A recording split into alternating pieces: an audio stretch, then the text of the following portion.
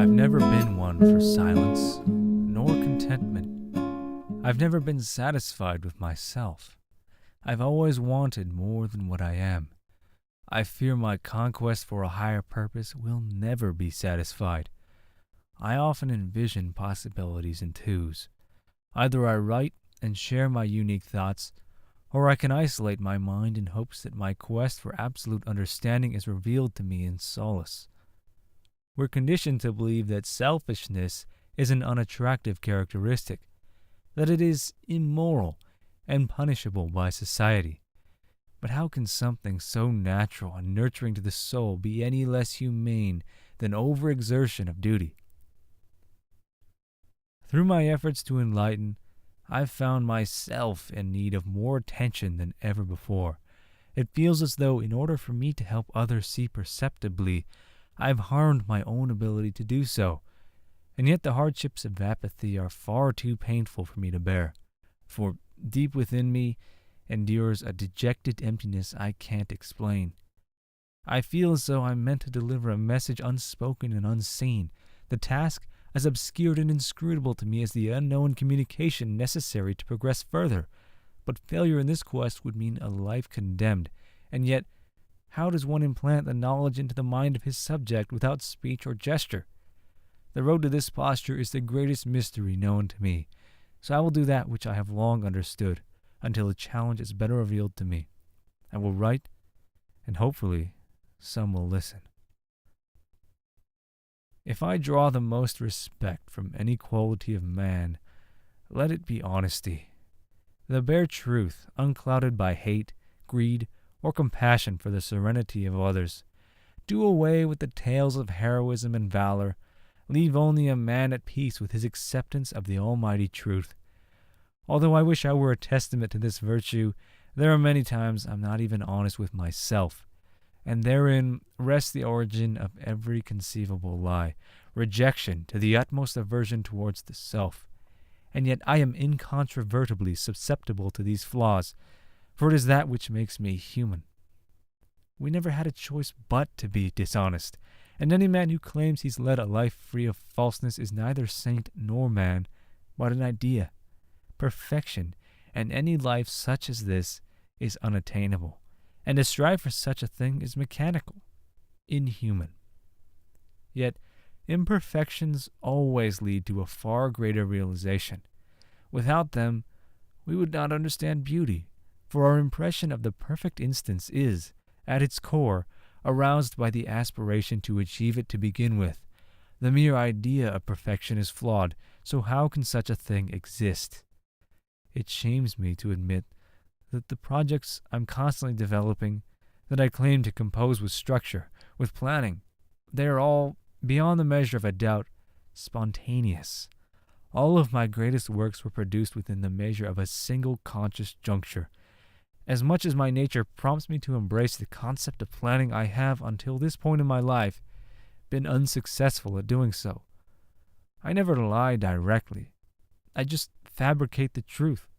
And the truth is, I'm treading in an infinite realm of uncertainty, and I can't find a way out. I don't work on projects, I simply create things. I don't dissertate my true thoughts because I am truly afraid my loneliness will be realized. I often portray a stoic man ready to stare death in the eye, a man gifted and self-righteous, without weakness, that laughs at the possibility of failure. But beneath it all, I've grown to depend on others in ways most people are not likely to understand. Every person I've hurt with the minute power I've acquired has branded a memory within the confines of my mind, reminding me of my weakness. Every insult I read, every failure I sow, every shard of corruption I indulge, all of them take their toll on my spirit. I'm no more divine than the countless scum that have walked this planet. The only difference is that I'm not actively working to destroy it. If I were the hero some people think I am, then I would be incapable of contributing to the cyclical hell we've grown accustomed to. I do have gifts, and let it be clear, any ounce of talent displayed in this modern space is diminutive compared to the remainder sleeping within. Were I a modest man, this comprehension may be lost upon the bowed pillars of my brain, and let it be known for the rest of my life. It is my belief that such a man would forever be constrained by the many grotesqueries of such a useless ideology, that somehow by consciously throttling his aptitude to understand or succeed for the sake of masking his superiorities over others in hopes of preserving some form of security in those less fit is a completely wasted effort, yielding no rewards for either party. Modesty is an excuse for the lethargic child of Eden to bring about generations of underachieving people, and that sad condition seems to have befallen us all, has it not? There is something very wrong with this world. I've almost always kept my understanding of life concealed. Having innate knowledge of the interworkings to the human psyche at a young age caused me to be outcast by peers, parents, and authority figures. It is the nature of the ego to reject criticism from young people, regardless of how much more insightful their thoughts may be, or how much logical reasoning they have backing their claims, because people are, at their core, threatened by intellectual competition. More than any other, a man who fears his own inadequacies will ridicule and condemn younger members of society that show greater potential, greater understanding of the modern age, and more time to apply their talents in the world. This trend is perhaps among the most basic flaws of society, a subtle yet gradual self-destruction of our evolution and abilities so prevalent among younger generations, yet so easily squandered by older, more established people presiding over our civilization. It is this simple yet highly indecipherable cause perpetuating the hindrance of our species' evolution. No one really knows how life came to be on this planet. A religious man would tell you that a divine being carried out a supernatural agenda and for all intents and purposes placed life on Earth, as if it were some sort of science experiment. A more logical man would tell you that complex life ultimately evolved from single-celled organisms generated by a cosmic energy source.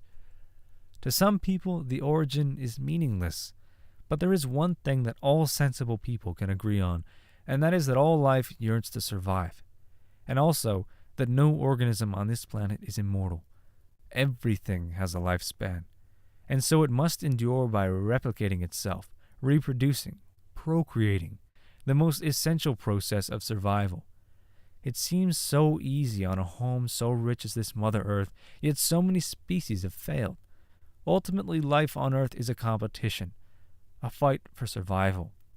Yet all members of its splendor are bound by the same fate, because we all operate within the same basic requirements.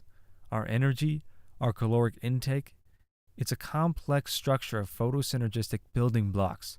At a biochemical level, life is simply the physical embodiment of macronutrient chemicals, all tightly woven together with the basic cosmic energy that comprises everything in the universe.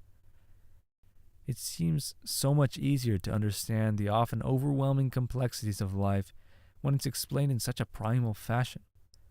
The peace brought about by the simple acceptance that life, as we know it, can be such a basic thing. We've been carrying out the agenda of a basic animal for millions of years. Over time, our ancestors grew more and more intelligent, more capable, with each passing generation. Every era, evolution takes a giant leap forward.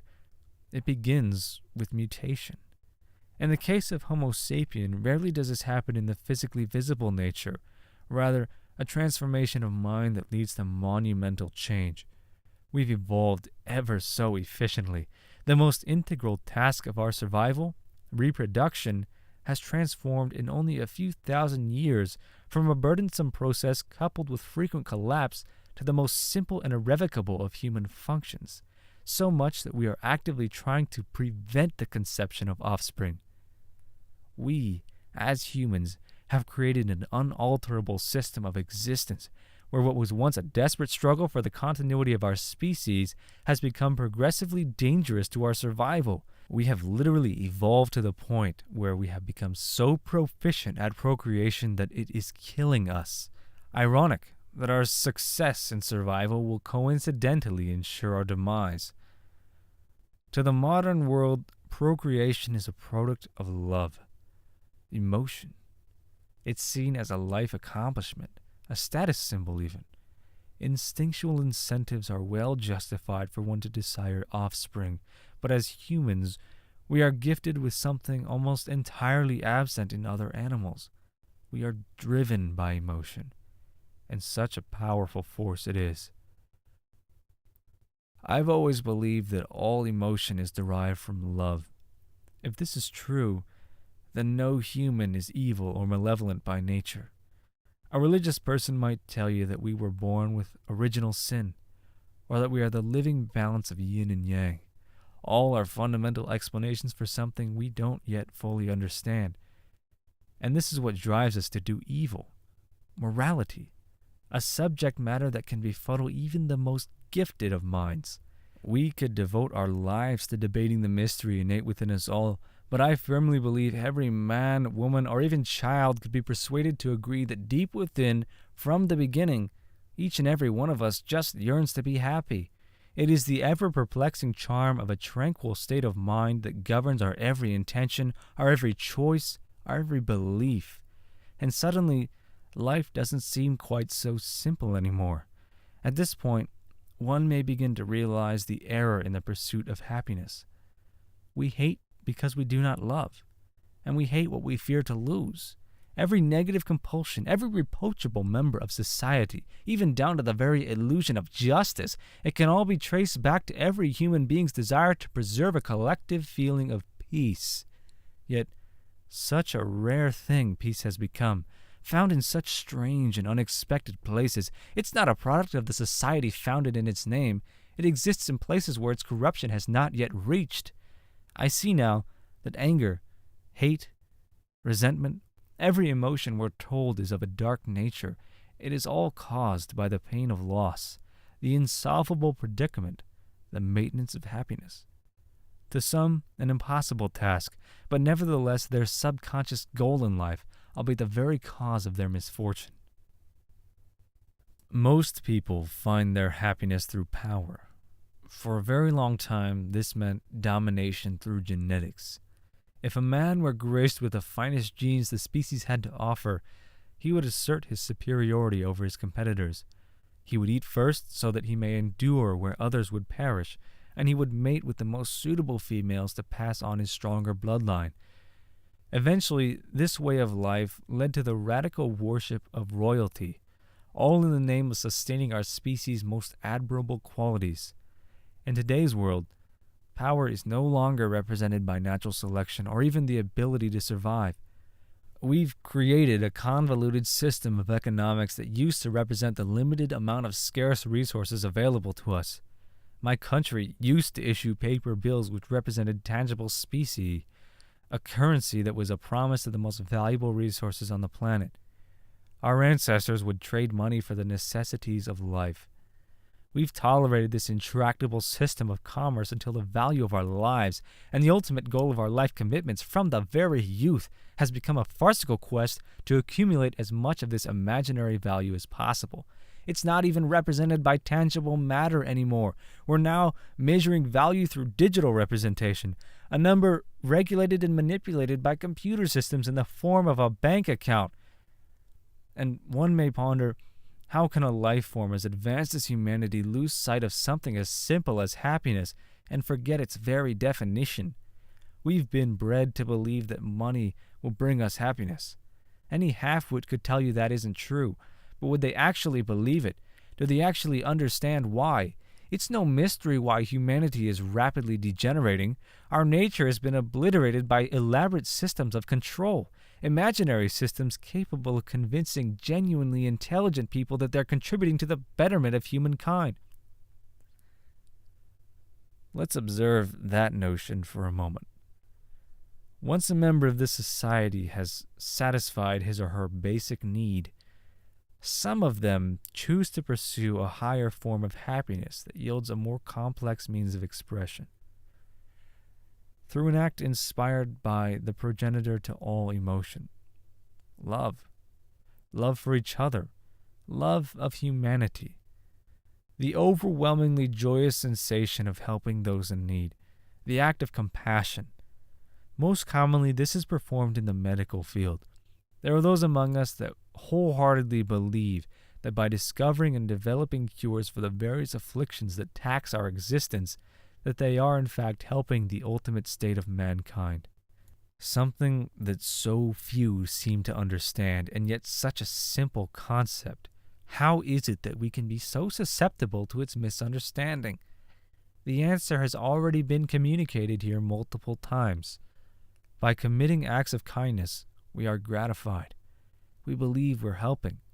Our advances in technology have led us to become exceedingly proficient at curing disease and simplifying the ailments that make us weaker. In truth, all we've succeeded in doing is preserving the weaknesses in our genes that make us vulnerable. It represents a constant decay of our species, genes that in nature would rightfully perish, never to hinder the evolution of man again. The alpha DNA has been lost, and we're all living proof that again, our aptness to survive has led us astray. Curing cancer will not make us stronger.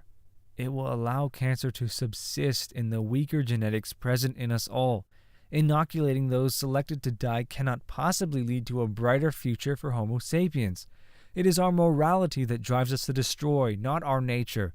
We could not possibly understand love, because to love life is to pay homage to its course, not bar its way. It is man's selfish nature to appease his longing for happiness that has created a world where preserving broken genetics and allowing them to overtake the planet is praised, saluted in its selfless compassion to help one another. The truth is, love has doomed us, like a child's inability to apprehend the consequences of overindulgence. However, this false act of preservation has not destroyed our nature. Not yet. We are still evolving, perhaps faster now than ever before. And as stated previously, this evolution is not so much of body, but of mind. I know you can feel it. We all can. Deep within your mind, you know that because of the same reason you are listening to me now, you have been given the opportunity to adapt faster than any of the billions before you. This information age carries within its technological womb a generation of humans unrestrained by the limitations of knowledge. Our awareness grows each day, takes a leap each year. And just as the slow yet gradual changes happen to our bodies as we age over time, so do they happen to our minds. Yet only after pausing to reflect can we observe just how influential this age has been to our planet. Some are not aware, and in that simple causation, you have just discovered the nature of our most apparent evolution. Just as Cro-Magnon and Neanderthal parted ways, so shall we. I believe there are two breeds walking the earth today. We've all been given a chance to believe and to accomplish, and those that would oppose us are of a different time, a different age. They did not foresee, nor did they calculate how immensely powerful the World Wide Web would become. Many of you are becoming aware, and it is this truth that is the sacred reservoir of kerosene to the suffocating flame that is my faith in humanity. I love you just as I have grown to love myself. In light of knowing these things, it's easiest for me to believe mankind was not so faulty to select this condemnation for itself. I want to believe otherwise. I want to believe that manipulation had to have occurred somewhere. And it would seem all the more unlikely if we were to shun and ridicule those that arrive at this conclusion. Those crazy conspiracy theorists, they would say. But when I lay in bed at night and gaze into the axiom of mind's eye, it seems all the more likely that we are, as a great man once said, opposed around the world by a monolithic and ruthless conspiracy.